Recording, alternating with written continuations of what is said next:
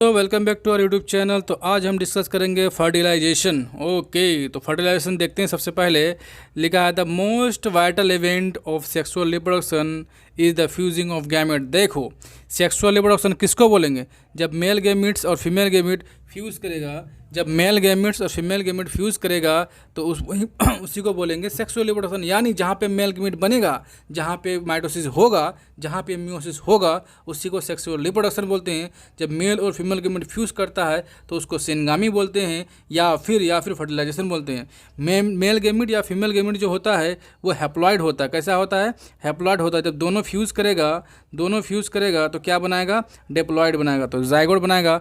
जो जाइगोट होता है डिप्लॉइड होता है। यानी कि मेल गैमेट और फीमेल गैमेट जब फ्यूज़ किया तो यानी कि एन जब फ्यूज़ किया तो 2n बनाया, तो वो डिप्लॉइड हो गया। तो मेल और फीमेल गैमेट फ्यूज़ करने के बाद जाइगोट बनता है, तो जाइगोट क्या? डिप्लॉइड हो गया। उसके बाद देखो, syngamy can occurs external medium as well as inside the body. Syngamy जो है अंदर भी हो सकता है, बॉडी के बाहर भी हो सकता है, याद रखेंगे। इसके on the basis of syngamy can be distinguish two types होता है, या तो एक्सटर्नल मीडियम में फर्टिलाइजेशन होता है या बाहर में होगा इंटरनल मीडियम में। सबसे पहले एक्सटर्नल मीडियम देखते हैं। Syngamy occurs outside the body of an organism, यानी वाटर में अगर सेनगामी होता है, यानी वाटर में, यानी कि बॉडी से बाहर वाटर मीडियम में male gamete female gamete fuse करता है तो एक्सटर्नल फर्टिलाइजेशन बोलते हैं। उसको क्या बोलेंगे? एक्सटर्नल फर्टिलाइजेशन बोलेंगे या एक्सटर्नल सेनगामी बोलेंगे। अगला पॉइंट है, it is shown in majority the aquatic plant. जितने भी एक्वाटिक ऑर्गेनिज्म है, ज़्यादातर एक्वाटिक ऑर्गेनिज्म में क्या होगा? एक्सटर्नल फर्टिलाइजेशन होगा। जैसे अलगी हुआ, फिशेस हुआ, एम्फीबियन हुआ, याद रखेंगे, अलगी, फिशेस, एम्फीबियन। ओके, अगला है organism exhibiting external fertilisation show great synchrony between sexes and release in large number of gametes into the surrounding. कहने क्या मतलब है? इस पॉइंट को कह रहा है, अगर एक्सटर्नल मीडियम में फर्टिलाइजेशन हो रहा है तो इसका मतलब हुआ कि मेल गैमेट और फीमेल गैमेट एक साथ रिलीज होना चाहिए, एक साथ डेवलप होना चाहिए, एक साथ मैच्योर होना चाहिए, तभी जो एक साथ आएगा तभी ना फ्यूज़ होगा। ऐसा तो नहीं कि मेल गैमेट आज रिलीज हुआ है और फीमेल गैमेट 2 साल बाद रिलीज हुआ है, तो मेल गैमेट तो बचा है ही नहीं वहाँ पे, तो फर्टिलाइजेशन होगा नहीं। दोनों सेनकर्नी मतलब होता है एक साथ होना चाहिए। अगला पॉइंट क्या बोलता है? Major disadvantage associated with the offspring. कहने का क्या मतलब है? इसका डिसएडवांटेज क्या है?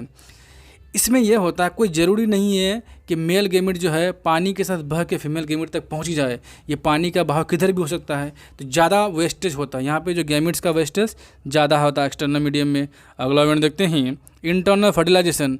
इंटरनल फर्टिलाइजेशन मतलब जो इनसाइड द बॉडी होगा उसी को इंटरनल फर्टिलाइजेशन बोलेंगे। जैसे ब्रायोफाइट, टेरिडोफाइट, जिम्नोस्पर्म, एंजियोस्पर्म, याद रखेंगे।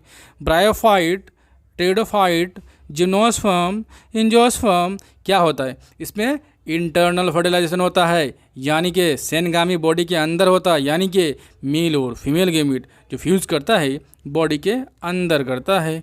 उसका बोलता है फ्यू अलगी में जैसे स्पायरोगारा है, फ्यू अलगी जैसे स्पायरोगारा है, उसमें भी इंटरनल फर्टिलाइजेशन होता है। ठीक है, अगला पॉइंट है, in all this organism egg are form inside the female gametes where syngamy occurs. कहने का क्या मतलब है? अगर है ये कहो इंटरनल फर्टिलाइजेशन होगा, इसका मतलब क्या है? इनसाइड ऑफ बॉडी ही ना गैमेट्स बनेगा, एक बनेगा। अगर बाहर एक बनेगा तो कैसे होगा? तो एक्सटर्नल फर्टिलाइजेशन होगा। देखो दूसरा पॉइंट लिखा है, the male gametes either through water or pollen tube to the transfer into the gametes. कहने क्या मतलब है?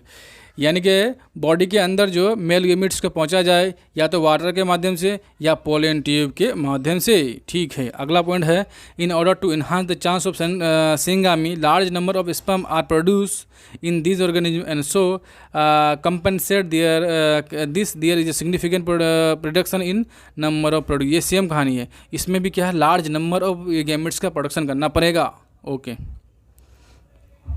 नेक्स्ट पॉइंट है पोस्ट फर्टिलाइजेशन। पहले प्री फर्टिलाइजेशन पढ़े, अब पढ़ते हैं पोस्ट फर्टिलाइजेशन। पोस्ट फर्टिलाइजेशन में क्या होगा? जाइगोट बना फर्टिलाइजेशन से, उसके बाद जाइगोट में मल्टीप्लिकेशन होगा, तो वो जो सारा प्रोसेस होगा उसको बोलेंगे पोस्ट फर्टिलाइजेशन। यहाँ लिखा है zygote is the first cell, याद रखेंगे, zygote is the first cell of new generation.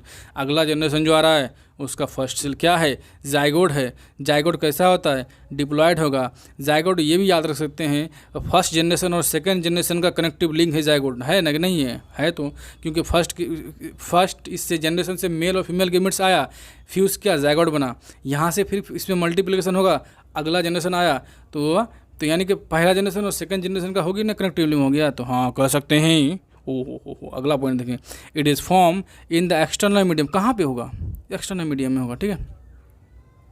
उसके बाद बोलता है in this organism with external fertilisation perform, जहाँ पे एक्सटर्नल फर्टिलाइजेशन है तो एक्सटर्नल मीडियम में ये क्या होगा, जाइगोट डेवलप होगा।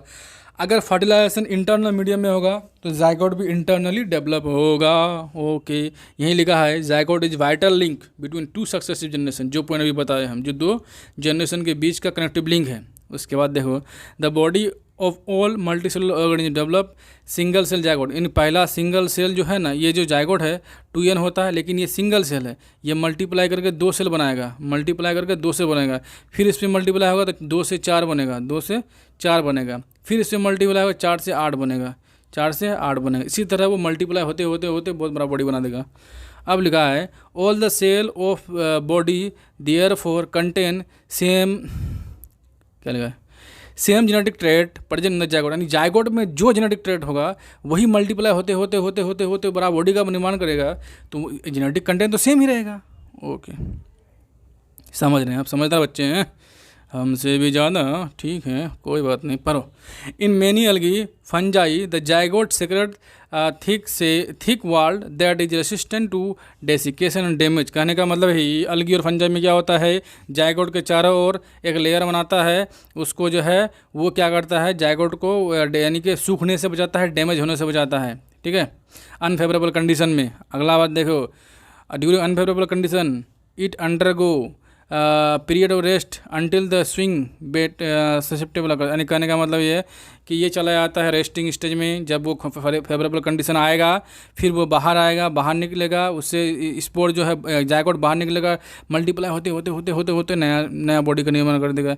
इन addition to variation found in the offspring sexual reproduction allow some individual to be better situated in survival provide the mechanical select advantage, कहने का मतलब है उस इन्वायरमेंट में जाकर डेवलप होगा जहाँ पे ये अपनी संख्या में वृद्धि कर सकता है। अब लिखा है क्वेश्चन है, so we can say easily answer the question which was ask in beginning of the chapter के why there is shift from sexual to asexual to sexual reproduction before onset of unfavourable condition. क्यों क्यों क्यों क्यों क्यों ये कह रहा है कि एसेक्सुअल रिप्रोडक्शन से सेक्सुअल रिप्रोडक्शन में शिफ्ट ऑर्गेनिज्म क्यों हुआ, तो आंसर है answer is lie in fact that sexual reproduction ensure survival of organism under unfavourable condition. कहने का मतलब है कि सेक्सुअल रिप्रोडक्शन जो होता है ऑर्गेनिज्म को सर्वाइवल अनफेवरेबल कंडीशन में भी सर्वाइवल कराता है, यही उसका रीज़न था, इसीलिए शिफ्ट हो गया।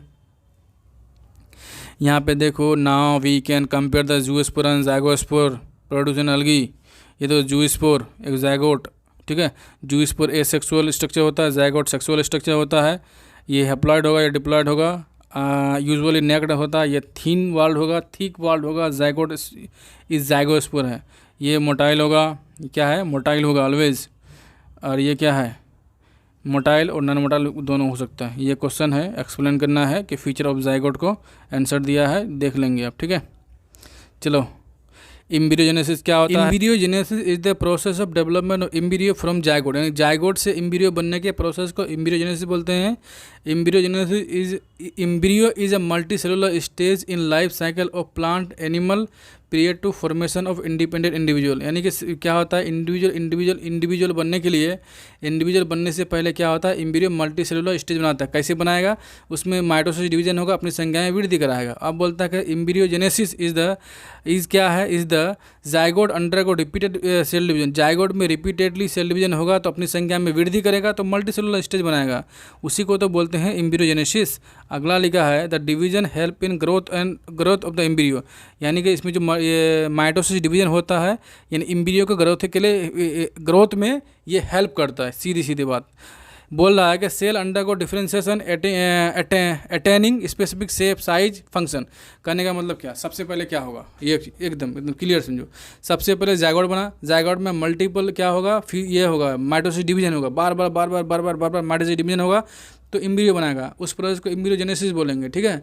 जब वो एम्ब्रियो बना, वो मल्टीसेलुलर स्टेज बन गया, तो उसका सेल का अरेंजमेंट होगा कि नहीं होगा, अलग अलग शेप में, स्पेसिफिक शेप देगा, अलग अलग सेल का अलग अलग काम देगा, ठीक है। तो साइज के आधार पे देगा या फिर फंक्शन के आधार पे अलग अलग कर देगा, वो बोलते हैं डिफरेंशिएशन, यानी अरेंजमेंट करने का, ठीक है। अब बोल रहा है कि cell differentiation occurs at a specific location resulting in the production of different tissue organ and organ system, यानी कि सेल का डिफरेंशिएशन होगा तो अलग अलग टिश्यू बनेगा, अलग अलग ऑर्गन बनेगा, अलग अलग ऑर्गन सिस्टम बनेगा, ठीक है। उसके बाद बोला है डेवलपमेंट ऑफ डिफरेंट एक्सटर्नल